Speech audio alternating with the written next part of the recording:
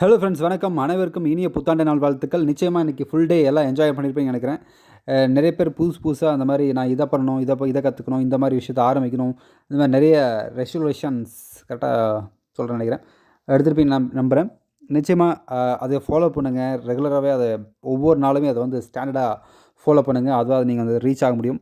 இனிமேல் long time கோல் வந்து set பண்ணுறத விட ஷார்ட் டைம் கோல் செட் பண்ணுறது தான் பெட்டராக இருக்கும் என்னை பொறுத்த வரைக்கும். என்னோடய எக்ஸ்பீரியன்ஸில் இப்போ ஒரு வருஷத்துக்குள்ளே இதை பண்ண போகிறேன், 6 மாதத்தில் இதை பண்ண போகிறேன்றத விட இந்த வாரத்தில் நான் இதை பண்ண போகிறேன்றதை மட்டும்தான் கொஞ்சம் நமக்கு நல்லா ஆக்டிவாக ரொம்ப வேகமாக நம்ம செய்வோம்.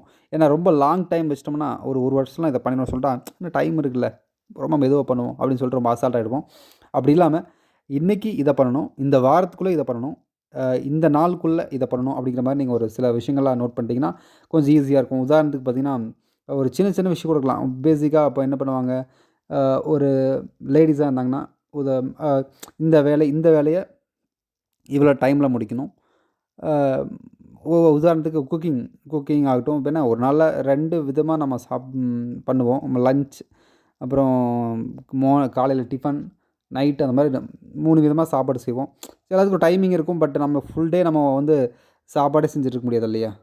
நமக்குன்னு சில டைம் இருக்கும். நமக்கு வந்து இந்த மாதிரி டெய்லரிங் கற்றுக்கிற வீடியோ பார்க்குறக்கு டைம் வேணும்.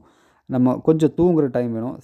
கொஞ்சம் மற்ற வாக்கிங் போகிறது, இல்லைனா மார்னிங் எக்ஸசைஸ் பண்ணுறது, ஈவினிங் அந்த மாதிரி சில டைம் வேணும். அப்புறம் நம்மளுடைய குழந்தைங்களாம் இருப்பாங்க, அவங்கள பார்க்குறதுக்கு கொஞ்சம் டைம் வேணும். இப்போ அவங்கள டியூஷன் கூட்டு போகிறது, ஸ்கூலுக்கு திரும்ப கூட்டிகிட்டு வர்றது, அதுக்கு டைம். அது மாதிரி எல்லாமே ஒரு சரியான டைம் ஃபிக்ஸ் பண்ணிட்டிங்கன்னா நமக்குன்னு ஒரு டைம் தேவைப்படும், ஃப்ரீடம். ஏன்னா எல்லாத்துக்கும் நம்ம ஒதுக்கிறோம். ஏன்னா நம்ம வந்து பார்த்திங்கன்னா ஒரு லேடிஸாக இருக்கிறது எவ்வளோ கஷ்டம்னு நிச்சயமாக நான் கண்ணால் பார்த்துருக்கேன். ஏன்னா நம்ம வந்து ஜென்ட்ஸ் நாங்கள் வந்து ஈஸியாக பார்த்திங்கன்னா நம்ம ஆஃபீஸ் போகிறோம், பிஸ்னஸ் பார்க்குறோம், ஓகேன்னு சொல்லிட்டு அப்படியே நம்ம வந்து வேலையை முடிச்சுட்டு வந்துடும். பட் அவங்க அப்படி இல்லை. லேடிஸ் இவங்க ரொம்ப கஷ்டப்படுறாங்க. எப்படின்னு கேட்டால் காலை 5 மணிக்கு எழுந்திரிச்சிடும், மார்னிங் டிஃபன், ஸ்கூல் போகிறவங்க, காலேஜ் போகிறவங்க, ஆஃபீஸ் போகிறவங்களுக்கு எல்லாத்துக்குமே ஒவ்வொருத்தர் வீட்டில் ஒவ்வொரு மாதிரி இருப்பாங்க. ஸோ அவங்களுக்கெல்லாம் நான் ரெடி பண்ணுறது, மறுபடியும் லன்ச் ரெடி பண்ணுறது, மறுபடியும் ஈவினிங் டின்னர், நைட் சாப்பாடு ரெடி பண்ணுறது, அது போக நம்ம வீட்டு வேலைகள், மற்ற எப்பவும் பண்ணுறது தானே அந்த வேலைகள், அப்புறம் நம்ம ட்ரெஸ்ஸஸ்லாம் வாஷ் நிறைய வேலை, இதை சொல்லிட்டே போகலாம். அப்புறம் திடீர்னு நம்ம ஒரு 10 நாள் ஃபீவர் வந்து படுத்துருவோம். அவங்க நம்ம பார்ப்பாங்க, என்னடா ரொம்ப பஞ்சாங்கமாக பேசிட்டு இருக்கேன்னு நினச்சிக்க வேண்டாம், நடக்கிறத சொல்லிகிட்டு இருக்கேன். ஸோ அந்த மாதிரி, ஏன்னா இப்போ மோஸ்ட்டாக நம்ம சேனல் பார்க்குறவங்க யார், லேடிஸ் நிறைய பேர் அவங்க தான் பார்க்குறாங்க. ஸோ அவங்களுக்கும் ஒரு டைம் தேவைப்படும் இல்லையா?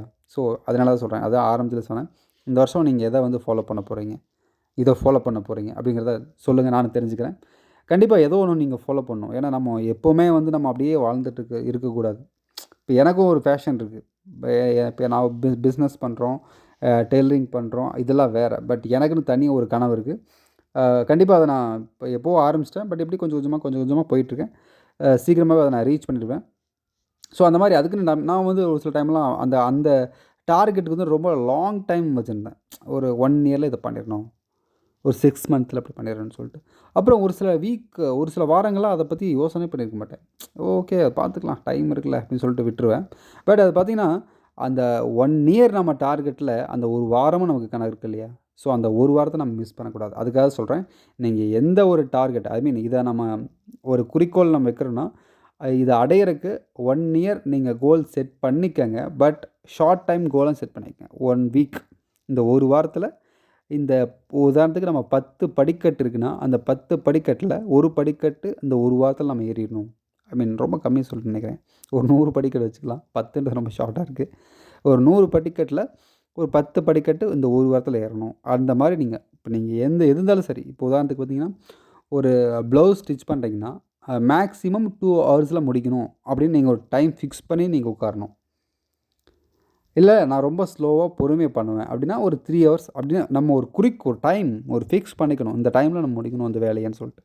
ஸோ அப்போ தான் வந்து நம்ம வந்து டைம் வேஸ்ட் பண்ணாமல் பண்ணுவோம். ஒரு சில டைம் என்ன பண்ணுவோம், ஓகே ஒரு 5 நிமிஷம் செய்வோம், டீ சாப்பிட்டு வந்துடலாம்.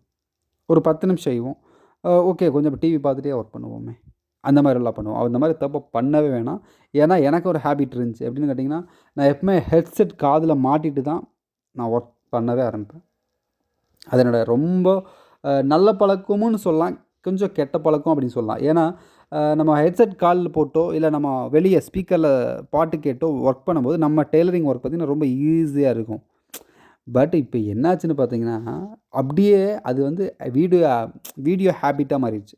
ஆடியோ ஹேபிட்டா இருந்துச்சு. எப்படின்னா, நான் பாட்டு போட்டு இப்போ ஹெட்செட்டில் வந்து பாட்டு கேட்போம் பார்த்தீங்களா? அப்போ வந்து எம்பி3 பிளேயர் இதெல்லாம் போட்டு பண்ணிட்டுருந்தேன்.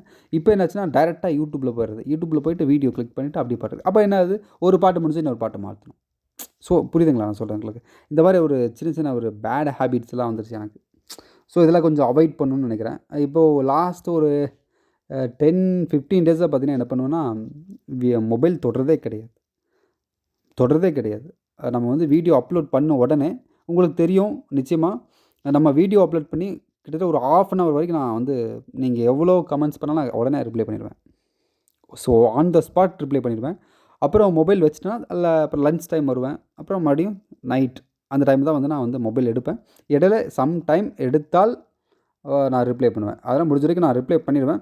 பட் இந்த இந்த இது இப்போ லாஸ்ட் இப்போ ஆரம்பத்தில இந்த டாபிக் பேசினோம் பார்த்தீங்களா, அந்த டாபிக் பத்தி நம்ம அப்படியே தொடர்ந்து பேசுவோம். அத பத்தி நான் நிறைய உங்களுக்கு நான் இன்னும் ஈஸியா புரிய மாரி சொல்றேன். அடுத்த வீடியோல சீக்கிரம் மீட் பண்ணலாம். Thank you. Happy new year.